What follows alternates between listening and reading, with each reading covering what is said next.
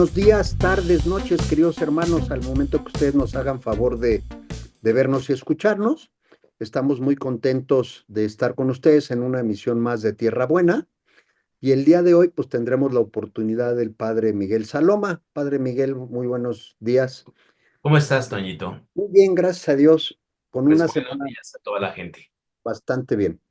Y el diácono José Antonio Tame para servirles. En esta ocasión el Padre Jaime no nos pudo acompañar por unas situaciones ahí que tuvo. No se preocupen, nada grave, nada más a veces se complica la vida. Pero hoy tendremos oportunidad de reflexionar con ustedes el Evangelio y las lecturas del quinto domingo del tiempo ordinario. Entonces, le quiero preguntar al Padre Miguel si quieres hacer algún comentario inicial, una provocación, Padre Miguel. No, vamos directamente al texto, por favor. Perfecto. Como ustedes saben, queridos hermanos, vamos a seguir leyendo el Evangelio de Lucas en este año litúrgico. En aquel tiempo, Jesús estaba a orillas del lago de Genezaret y la gente se agolpaba en torno suyo para oír la palabra de Dios. Jesús vio dos barcas que estaban junto a la orilla.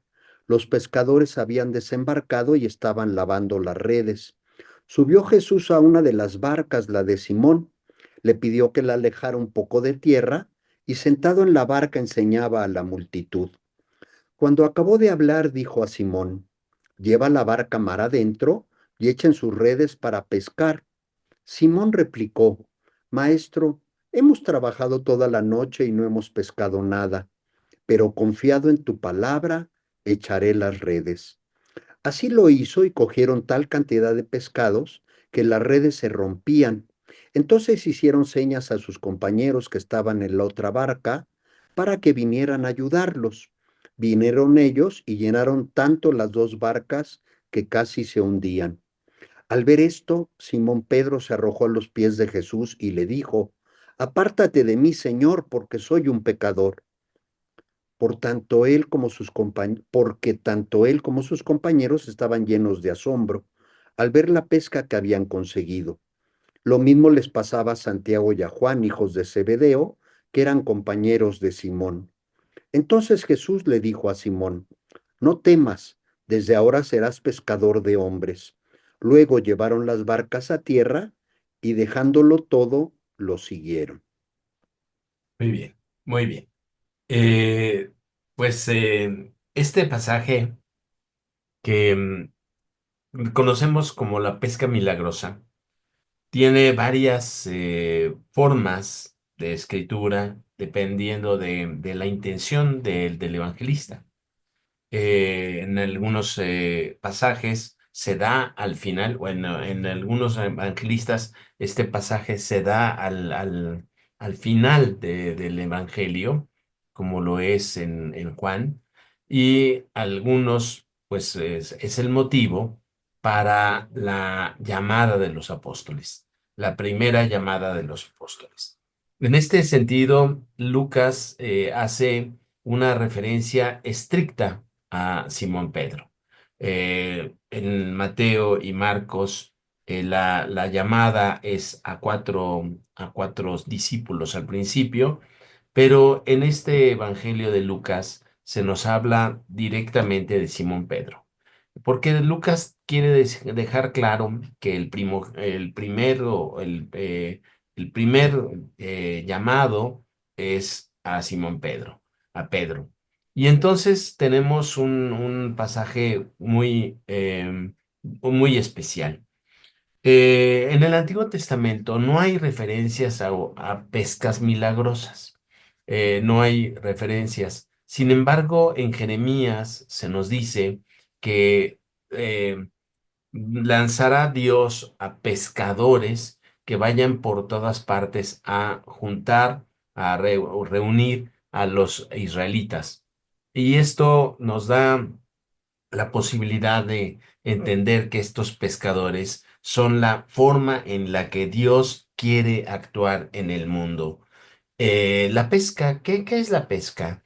Si pensamos, y lo digo otra vez porque me parece que es una idea que tiene que tener claridad en nuestras mentes, en la mente de nuestros escuchas. Si bien el mar eh, puede ser un símbolo de vida, también es un símbolo de muerte, de problemas, de cosas que están acechando al hombre.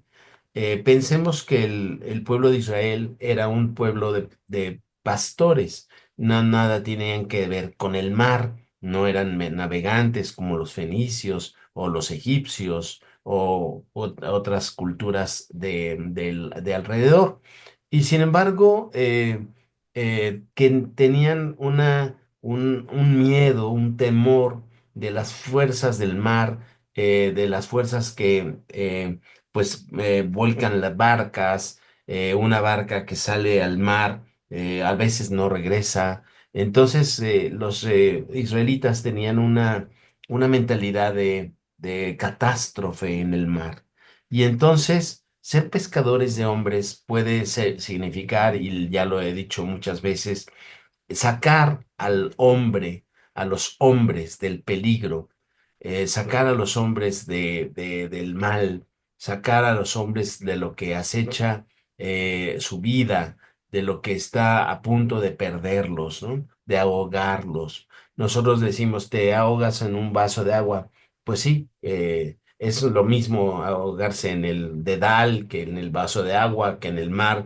De todos modos, te sientes abrumado por el peso de los problemas y el pescador de hombres va a ser un facilitador para las personas que salgan de sus problemas.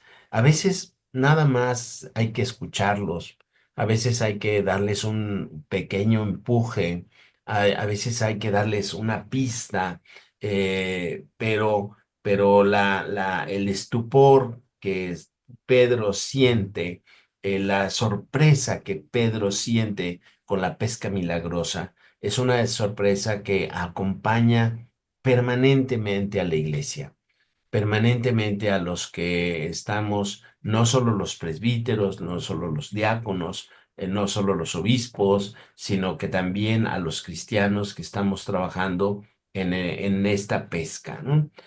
Nos sorprende mucho la acción de Dios. Es una acción de Dios milagrosa.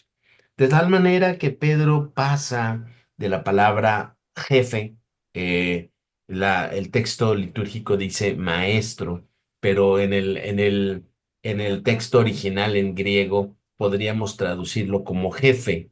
Le hizo caso al jefe, ¿no? Le dice jefe a Jesús y entonces pasa una transformación de entre que le dice jefe, la pesca milagrosa, la sorpresa de Pedro, y luego que Pedro le dice, aléjate de mí porque soy un pecador, y luego el Señor que nos los llama a ser pescador de hombres, esta situación paradigmática, este itinerario termina con la palabra Señor. Le dice Señor. Y esto es un reconocimiento de Pedro de que Jesús es el Señor del universo. Esto es muy, muy poco perceptible para los que ya tenemos una cultura cristiana, porque oímos Señor y decimos, pues sí, es que es Jesús, pero decirle Señor a una persona en tiempos de los judíos significaba decirle Dios. Eh, Tú eres el autor de la vida, tú eres el Mesías, tú eres el líder supremo de mi vida, tú eres el que mandas en mi vida. Y entonces nosotros, escuchamos la llamada de Dios y regreso a esta palabra en un poquito después. Escuchamos la llamada del Señor con Pedro. Pedro nos indica que hace caso de un jefe, una persona que le dice, pues, eh, ve mar adentro, rema mar adentro y echa las redes. Y este Pedro le dice, señor, jefe o maestro, como dicen nuestras traducciones, confiado en tu palabra, y esto es muy importante, porque el texto al principio nos dice que esto es una cosa que tampoco percibimos, pero es una cosa muy extraordinaria. Al principio la gente se agolpaba para escuchar la palabra de Dios. ¿Mm? Lucas hace mención que la palabra de Jesús es la palabra de Dios. Y entonces, confiados en esta palabra de Dios que acabamos de escuchar, voy a remar mar adentro y te voy a obedecer. Voy a echar las redes. No es cosa de nuestras fuerzas, porque nuestras fuerzas se agotaron pescando toda la noche y no pescamos nada. Entonces, la pesca milagrosa es un itinerario, como ya lo dije, un itinerario de obedecer la palabra de Dios, obedecer la palabra de Dios, hacer lo que Dios nos dice en la palabra de Jesús, obedecer la palabra de Jesús aunque sea como muy irracional, aunque no tenga lógica, aunque no tenga explicación alguna, obedecer a la palabra de Dios y esto desencadena la conversión de Pedro. Y esta conversión de Pedro es una conversión prototípica de todos nosotros. Insisto, no es de los apóstoles nada más, ni de Pedro, el Papa, sino de todos los cristianos que somos seguidores de Cristo, que tenemos estas etapas, la obediencia a la palabra de Dios contra toda lógica, eh, el, la obediencia que nos hace darnos cuenta o sorprendernos de la acción de Dios y luego reconocer que somos pecadores y luego del reconocimiento la bondad del Señor que nos llama a ser pescadores de hombres en este sentido de juntar al pueblo de Israel, juntar a la iglesia, rescatarla de sus males y ponerla en una situación de camino en la barca. Los peces se meten a la barca y por lo tanto la barca es la iglesia representada por los apóstoles. Si bien la llamada fue específicamente a Pedro, a la hora que los discípulos o los otros dos discípulos o los que sean entran a la barca para ayudar a Pedro, reciben esta misma llamada. Y la vocación, que nosotros ya descafeinamos esta palabra, la vocación a ser ingenieros, la vocacional, bueno, esta vocación que para nosotros los cristianos es una llamada específica de Dios en nuestras vidas. Y en la segunda intervención trataré de hablar de las características de la llamada y cómo se da la llamada, pero por lo pronto aquí le dejo. ¿Cómo ves, Toñito? Muy bien, no, pues muy bien, Padre Miguel, muchísimas gracias. Pues mira, yo quisiera remarcar algunos puntos, tratando de no repetir lo que ya nos hiciste favor de decirnos. Y bueno, a mí me gustaría centrarme primero en esta reflexión de cómo Pedro al reconocer a Jesús, siente su propia limitación y se reconoce pecador frente a la grandeza de Jesús, ¿no? Y yo creo que esto en nuestra vida hoy, 2025, es un llamado de que nosotros que hemos recibido el llamado de Jesús, quizás físicamente de una manera diferente de como le sucedió a Pedro, pero que hemos sido llamados por Jesús por medio de nuestro bautismo, pues debemos experimentar siempre la humildad y reflexionar constantemente sobre nuestra vida, ¿no? Porque constantemente debemos estar reconociendo la intervención de Dios y que con base en esa intervención, pues reconozcamos que con nuestras propias habilidades y fuerzas no sería suficiente, ¿no? Tenemos que reconocer que necesitamos a Dios para que los trabajos que hacemos pues sean de la mejor manera posible. Entonces, nuestra vida tiene que ser transformada, así como la vida de Pedro se transformó con las experiencias de Jesús, ¿no? Y también podemos ver que el trabajo que empezó a hacer Pedro, pues no lo hizo solo, ¿no? Sino lo hizo en comunidad y podemos decir con un lenguaje moderno, trabajó en equipo, ¿no?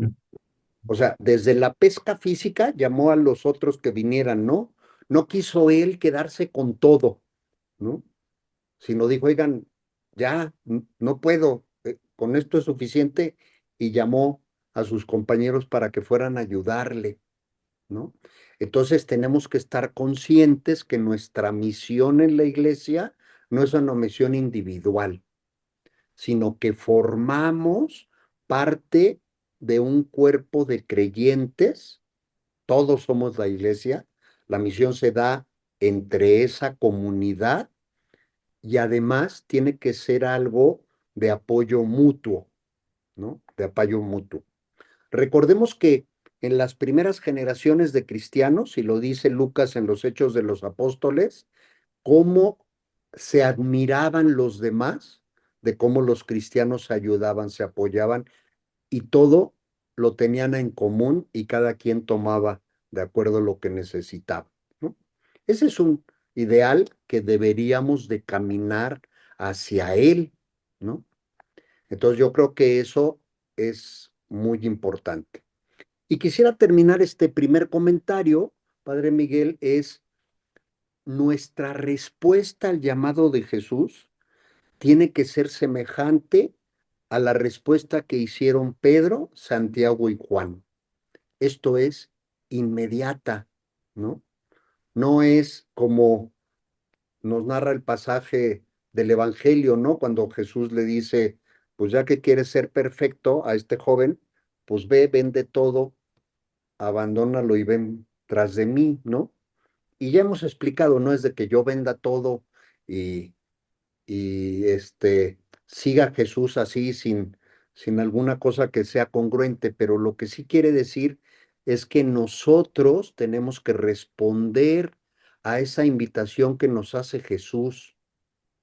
Y entonces yo les invitaría, queridos hermanos, que durante este fin de semana, el domingo que vamos a escucharlo de viva voz, de manera presencial en la Santa Misa, pues reflexionemos qué hemos hecho nosotros y qué hemos dejado atrás y qué tenemos que dejar atrás para seguir a Jesús y ser fieles en el cumplimiento de esa misión del llamado que Jesús nos ha hecho, ¿no? Yo quisiera ahí, Padre Miguel, ¿no? Que Sí, nos hace favor de comentarnos. sí, me llama la atención que retomas esta cuestión del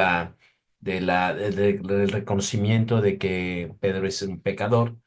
Y, Ujú, y a mí me gustaría decir que si la Iglesia Católica y la Iglesia Católica en especial insiste en el reconocimiento del pecado.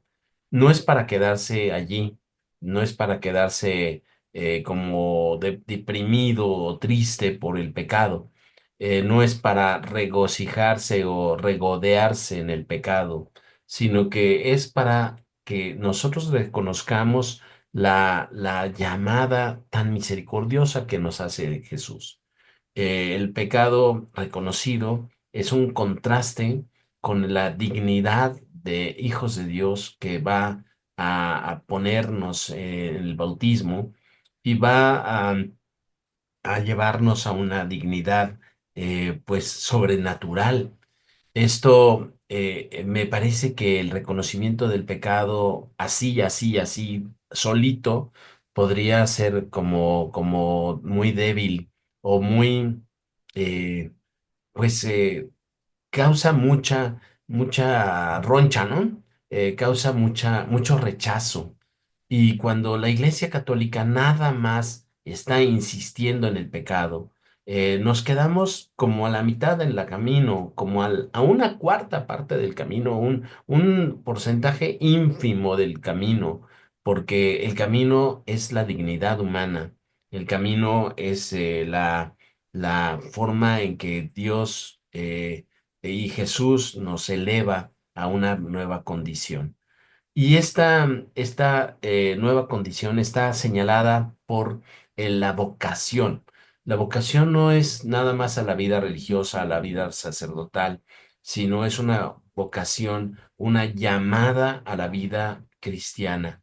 Y como nosotros lo entendemos, decías muy bien que nuestra llamada ya no es inmediata como a Pedro, que Jesús se le presentó en el lago y lo llamó por su nombre, pero nosotros, ¿cómo sentimos la llamada? ¿Cómo descubrimos la llamada?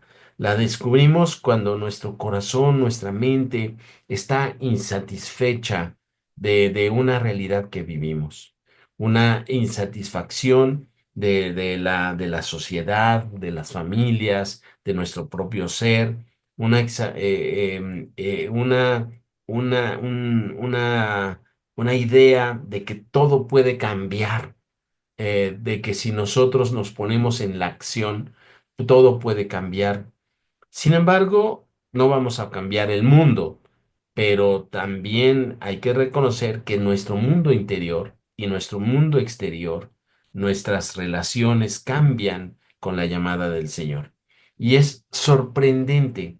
Así, diría que este pasaje se centra en la palabra de Dios obedecida y la sorpresa que de esto deriva, esta sorpresa que va haciendo que nosotros tengamos una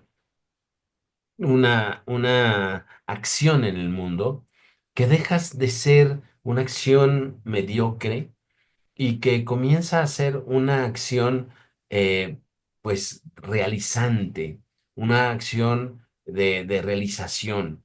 A pesar de que no podemos cambiar toda la realidad del mundo, podemos cambiar nuestro mundo interior y nuestro mundo exterior en un pequeño margen, y esto de por sí va a hacer que el mundo cambie. Entonces, la llamada no va a hacer que Dios nos hable en estereofonía, no nos va a hablar por teléfono, no nos va a hacer ningún gesto sobrenatural en este sentido de lo aparentemente espectacular, pero sí nos va a llamar internamente en la insatisfacción. No todas las personas, no todas las personas están como en armonía con su insatisfacción. Muchas personas viven su vida diaria y van a la trabajar, a la familia. No todas las personas están siempre abiertas estas sensaciones de insatisfacción, pero la palabra de Dios nos dice, tú responde. Si tú te sientes insatisfecho, que no es que te desligues del mundo, que te desligues de tus actividades, que dejes todo y te vayas a predicar a la África negra, ¿no? Sino que en la insatisfacción que sientes tú está el empuje, la chispa de Dios que te manda a predicar el Evangelio. Seas laico, mamá, papá, niño, joven, que seas lo que seas, pero el Señor te manda a predicar el Evangelio. a vivir esta sorpresa, ¿no? A vivir esta sorpresa. Yo aquí le dejaría. Muchas gracias, Padre Miguel. Pues yo quisiera ya brevemente, porque creo que ya está muy redonda la reflexión, terminar leyendo el último versículo de la primera lectura que está tomada de Isaías, que yo creo que habla de esa disposición que tenemos que tener, y yo les pediría que reflexionáramos sobre esto.